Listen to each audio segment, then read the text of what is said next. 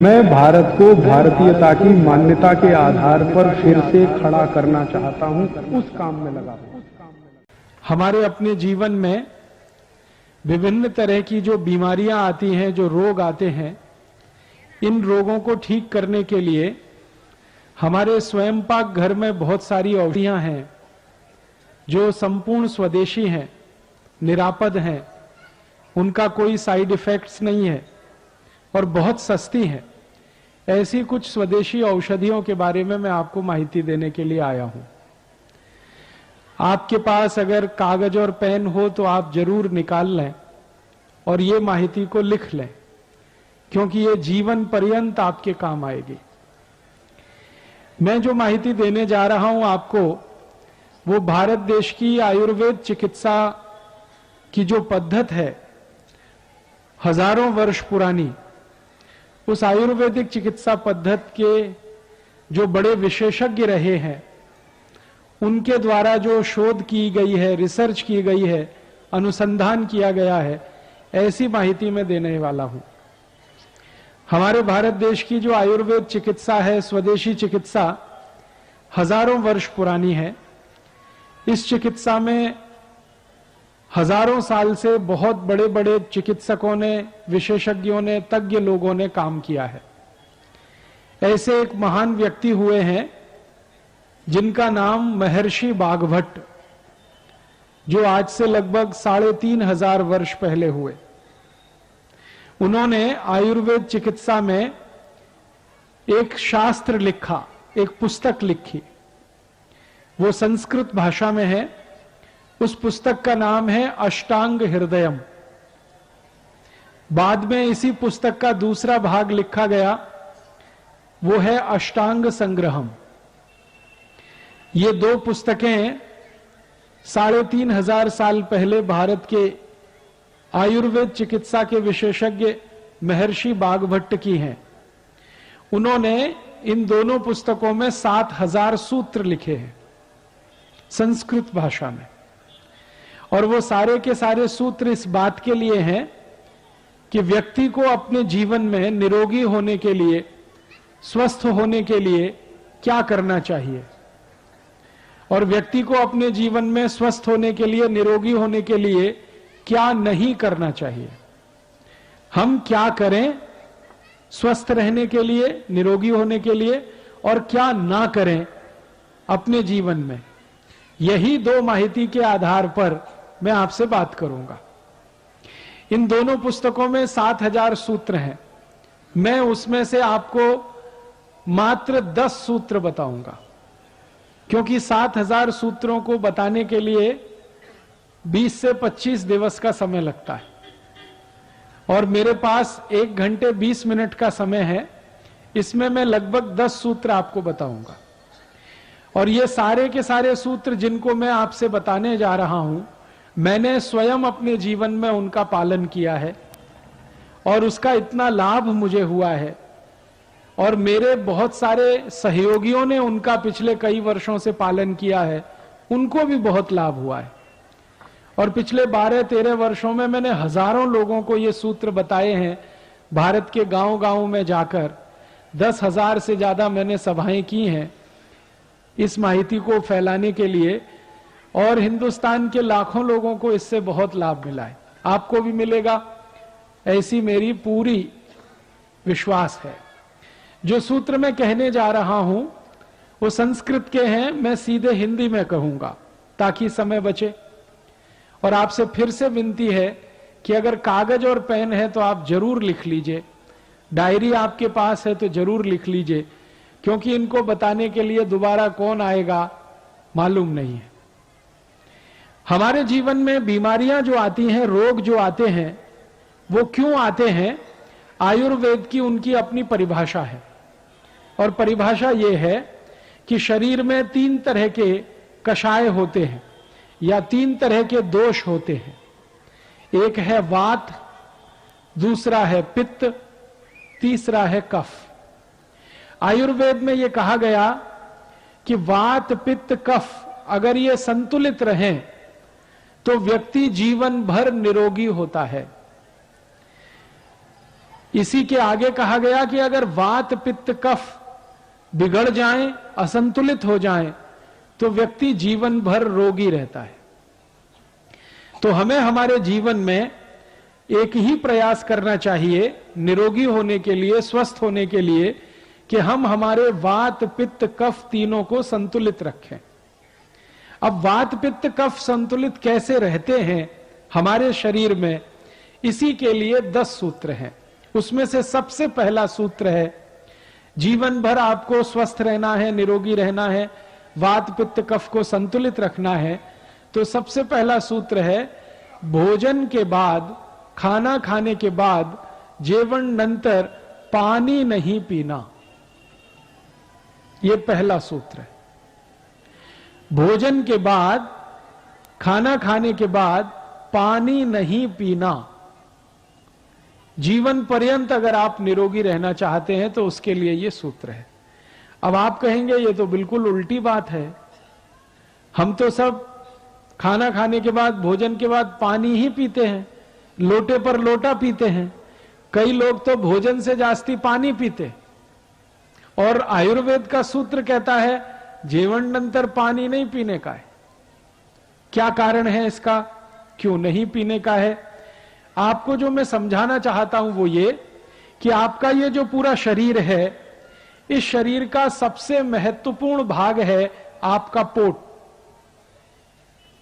अंग्रेजी में हम सब लोग इसे स्टमक कहते हैं। इसके 2 हिस्से हैं, एक स्टमक है, दूसरा एब्डोमेन है। ये पूरा पोट आपके जिंदगी का सबसे महत्वपूर्ण अंग है, शरीर का भी सबसे महत्वपूर्ण अंग है। क्यों? आप जो कुछ भी भोजन करते हैं वो सब कुछ पोट में जाता है। फिर ये भोजन का पाचन होता है, उस पाचन में से रस बनता है, रस में से मांस, मज्जा, रक्त, वीर, मल, मूत्र, अस्थि और मेद बनता है। मल और मूत्र शरीर के काम का नहीं है, तो शरीर उसको नित्य दिन छोड़ देता है। लेकिन मांस, मज्जा, रक्त, वीर आदि आदि जो चीजें बनती हैं वो बहुत काम की हैं, शरीर उनको धारण कर लेता है। तो हम जो भी खाते हैं, जो भी जीवन है, वो हमारे शरीर की ऊर्जा का सबसे महत्वपूर्ण अंग है। आयुर्वेद ये कहता है कि आपने जो कुछ भी खाया, इसका पाचन होना, इसका हजम होना, इसका डाइजेशन होना बहुत जरूरी है। अब डाइजेशन के लिए, पाचन के लिए क्या होता है कि आप जो भी खाना खाते हैं वो पोट में एक छोटे से स्थान में इकट्ठा होता है, एकत्रित होता है। उस स्थान को कहते हैं जठर। यह जठर शब्द संस्कृत का है, मराठी में भी है, हिंदी में भी है। यह जठर कहां होता है? हमारे पोट का जो केंद्र है, जिसको नाभि कहते हैं, उसके ठीक दावे बाजू में, लेफ्ट साइड में, वहां पर यह जठर होता है। सारा भोजन इसी जठर में आता है। फिर जब भोजन वहां आ जाता है तो तुरंत उसमें अग्नि प्रदीप्त होती है, आग जलती है। और ये अग्नि ऐसी ही होती है जैसे हमारे स्वयं पाक घर में रसोई गैस जो है, एलपीजी गैस जिसको आप कहते हैं, उसमें अग्नि जलती है, वैसे ही आपके जठर में भी अग्नि जलती है। अब क्या हुआ कि आपने भोजन किया, सारा भोजन पोट में, जठर में इकट्ठा हुआ, अग्नि जलना शुरू हुआ, अग्नि ने भोजन का पाचन शुरू किया, उसी समय आपने गटागट गटागट पानी पी लिया। अब क्या होगा? अग्नि और पानी का मेल नहीं है, अग्नि और पानी की दोस्ती नहीं है, अग्नि और पानी की दुश्मनी है। अगर आपने खाना खाने के बाद तुरंत पानी पी लिया तो जो पोट में अग्नि जल रही थी खाने को पाचन करने के लिए, वो बुझ जाएगी, बंद हो जाएगी। और अग्नि अगर बुझ गई और बंद हो गई तो खाने के पाचन की क्रिया समाप्त हो जाएगी, रुक जाएगी। और अगर यह क्रिया रुक गई तो भोजन का रस नहीं बनेगा, और भोजन का रस नहीं बनेगा तो फिर भोजन सड़ेगा, और वो सड़ा हुआ भोजन आपके शरीर में कम से कम 103 रोग पैदा करेगा। और वो 103 रोग क्या हैं? नाम से बताता हूं। बहुत लोग ये कहते हैं हमारे पोट में जलन होती है, गैस बनती है, एसिडिटी। जान लीजिए कि जिनको भोजन पचता नहीं है, हजम नहीं होता है, उन्हीं को एसिडिटी होती है भोजन के सड़ने पर। ऐसे ही एक रोग है हाइपर एसिडिटी, एसिडिटी से भी आगे का, फिर अल्सर है, फिर पेप्टिक अल्सर है, और इसी क्रम में आगे आगे बढ़ते जाएं तो आखिरी रोग है वो कैंसर है। कैंसर के बाद कुछ नहीं होता, क्योंकि उसके बाद मृत्यु ही होती है। अब आप जरा सोचिए, आपने भोजन किया और भोजन के तुरंत बाद पानी पी लिया और वो भोजन सड़ गया, उसके पचने की क्रिया नहीं हुई, रस नहीं बना, सड़ गया, गैस बनना शुरू हुआ, वहां से बीमारियां शुरू होंगी और कैंसर तक चली जाएंगी। फिर आप अपने जीवन के अंतिम दिन में अफसोस करेंगे कि आपने कोई बड़ी भारी भूल की। और वो भूल क्या है? भोजन के बाद आपने तुरंत पानी पिया, वही भूल है। इसलिए आप आज से अपने जीवन में इस नियम का वो संकल्प के रूप में ले लीजिए, खाना खाने के बाद पानी नहीं पीना, क्योंकि अग्नि जल रही है, वो खाने को पचाने के लिए बहुत जरूरी है। अब आप ये पूछ सकते हैं मुझसे कि अच्छा ठीक है, बात समझ में आ गई, खाना खाने के बाद पानी नहीं पीना। फिर आप पूछेंगे कभी पीना, कितनी देर बाद पीना?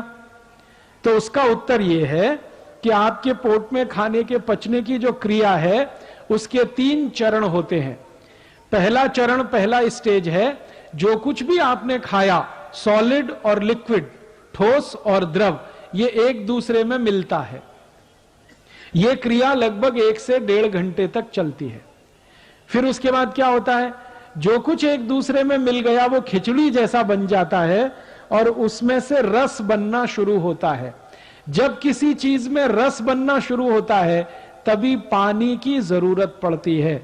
माने खाना खाने के 1 से 1.5 घंटे के बाद पानी पिए। 1 तास नंतर पानी पीने का है। आप बोलेंगे बात तो समझ में आ गई, 1 तास नंतर पानी पीने का है, तो 1 तास तक और कुछ पी सकते हैं क्या? पानी तो 1 तास नंतर पीने का, ठीक है, समझ में आया। और कुछ पी सकते हैं क्या? तो आयुर्वेद में माहिती दी गई है कि जेवण नंतर तत्काल अगर पीना चाहते हैं तो ताक पिए, तुरंत। भोजन के तुरंत बाद अगर पीना चाहते हैं तो ताक पिए। भोजन के तुरंत बाद अगर पीना चाहते हैं तो दूध पिए। भोजन के तुरंत बाद अगर पीना चाहते हैं तो जूस पिए, फलों के रस पिए। भोजन के तुरंत बाद पानी नहीं पिए, जूस पिए, ताक पिए, दूध पिए, पानी नहीं पिए। अब आप फिर पूछेंगे ये क्या चक्कर है? पानी तो नहीं पिए, ताक पी सकते हैं, ताक में भी तो पानी ही है। पानी नहीं पी सकते लेकिन जूस पी सकते हैं, जूस में तो पानी ही पानी है। पानी नहीं पी सकते लेकिन दूध पी सकते हैं, दूध में आप जानते हैं 90% से जास्ती पानी है। तो ये क्या चक्कर है? आयुर्वेद का एक ज्ञान कहता है जीवन नंतर पानी नहीं पीने का, और आयुर्वेद का ही ज्ञान कहता है जीवन नंतर ताक पीने की, दूध पीने का, जूस पीने का, पानी नहीं पीने का। जबकि जूस में भी पानी है, ताक में भी पानी है, दूध में तो पानी ही पानी है। ये कुछ चक्कर है, ये जरा समझना है ये चक्कर क्या है। मैं आपको जो जानकारी देना चाहता हूं वो ये कि ये जो पानी होता है ना, ये अगर अकेला है, किसी चीज में मिलाया नहीं है इसको, तो ये पानी के अपने गुण उसमें धारण किए हुए रहता है। पानी के कुछ गुण हैं, जैसे पानी रंगहीन है, पानी गंधहीन है, पानी स्वादहीन है, पानी शीतल है, पानी शामक है। ऐसे पानी के बहुत सारे गुण हैं। लेकिन ये सारे गुण पानी के तभी तक रहते हैं जब तक पानी अकेला होता है। जैसे ही पानी को किसी वस्तु में मिला दिया जाता है, पानी के सारे गुण खत्म हो जाते हैं। जिस वस्तु में पानी मिल गया उसी के सारे गुण उसमें आ जाते हैं। आपने हिंदी फिल्म का एक गाना सुना, पानी रे पानी तेरा रंग कैसा। फिर उसी गाने में कहा गया जिसमें मिलाओ उस जैसा। माने पानी का गुण है कि जिसमें मिला दिया वैसे ही हो जाएगा। अब ताक में पानी है तो वो पानी नहीं है, वो दही है, क्योंकि ताक बनाई है दही में पानी मिलाकर, तो दही के सारे गुण पानी में आ जाएंगे।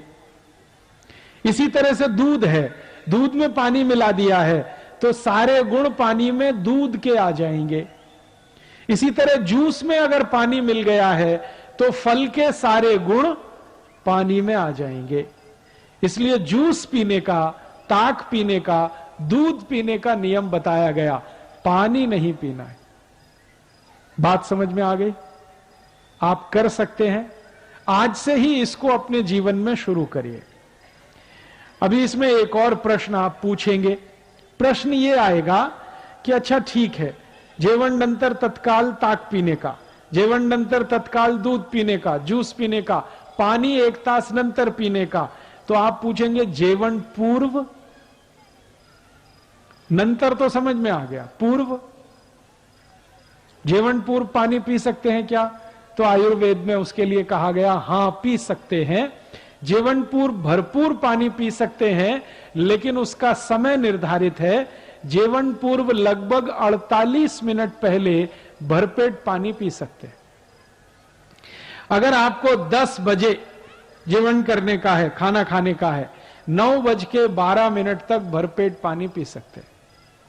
11 बजे भोजन करने का है, 10:12 तक भरपेट पानी पी सकते हैं। 48 से 50 मिनट पहले आप कितना भी पानी पी सकते हैं। आप बोलेंगे ये क्या कारण है?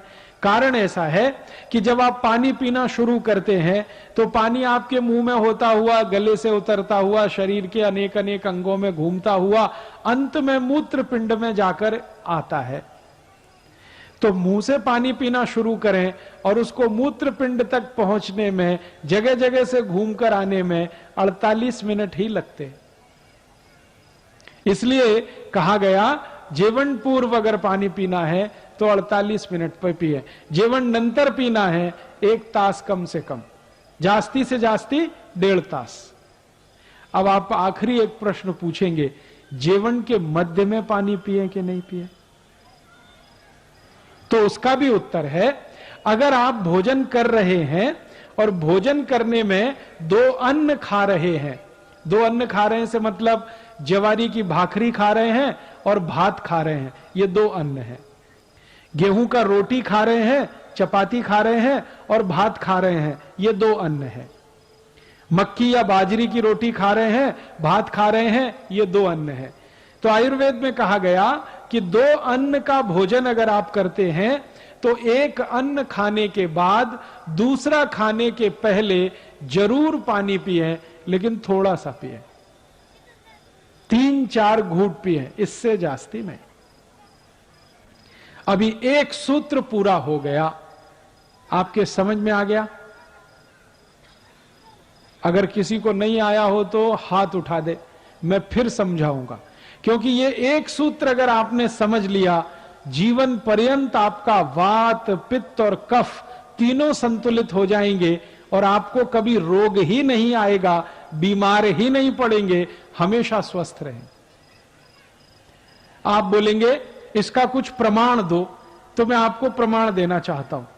आप मनुष्य को थोड़ी देर के लिए भूल जाइए, मनुष्य जाति को थोड़ी देर के लिए भूल जाइए। हमारे जो पशु पक्षी हैं उनको देखिए। जितने भी पशु हैं, गाय है, भैंस है, मछली है, बकरी है, जो भी पशु हैं, इनको ध्यान से देखिए। ये सब सवेरे सवेरे भोजन करते और पानी सब दोपहर को पीते हैं। जेवण करेंगे सकाड़ी और पानी दोपहरी।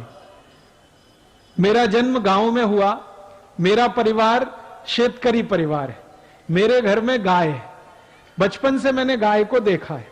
तो गाय सवेरे जेवण करती है भरपेट, पानी दोपहर को पीती है 10 बजे 11 बजे। जेवन के साथ कभी पानी नहीं पीती। मैंने बहुत बार गाय के सामने क्या किया, वो जो खाना खाती है, भोजन करती है, उसके सामने पानी रख दिया, वो देखती भी नहीं है उस पानी को।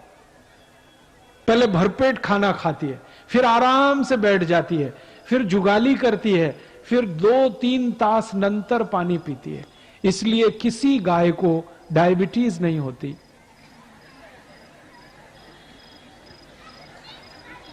कोई भी मछली को कैंसर नहीं होता, अर्थराइटिस नहीं होता। पक्षियों को भी आप देखिए, पक्षी होते हैं ना, सभी पक्षी सुबह सुबह खाना खाते हैं, दाना चुगने के लिए आते हैं, और पानी दोपहर को ही पीते हैं सबके सब। मैंने आज तक किसी पक्षी को ओवरवेट नहीं देखा, लट्ठपना किसी पक्षी में नहीं है, सब एकदम स्लिम और ट्रिम है, क्योंकि वो आयुर्वेद के नियम का पालन करते हैं। अब आप जरा सोचिए कि पशु और पक्षी जो आयुर्वेद को जानते हैं, जबकि उनको कोई सिखाने वाला गुरु नहीं है, उनका कोई कॉलेज नहीं है, उनका कोई प्रोफेसर नहीं है, फिर भी उनको आयुर्वेद का ये ज्ञान है। और मनुष्य जिसको सिखाने वाले इतने प्रोफेसर हैं, इतने गुरु हैं, इतने कॉलेजेस हैं मेडिकल और ये सब, वो मनुष्य को ये ज्ञान ही नहीं है। इसका अर्थ क्या हुआ? पशु पक्षी मनुष्य से जास्ती ज्ञानी है। तो मेरी आपसे विनंती है कि आज के बाद आप किसी पशु पक्षी को गाली नहीं देना, क्योंकि वो आपसे जास्ती ज्ञानी है।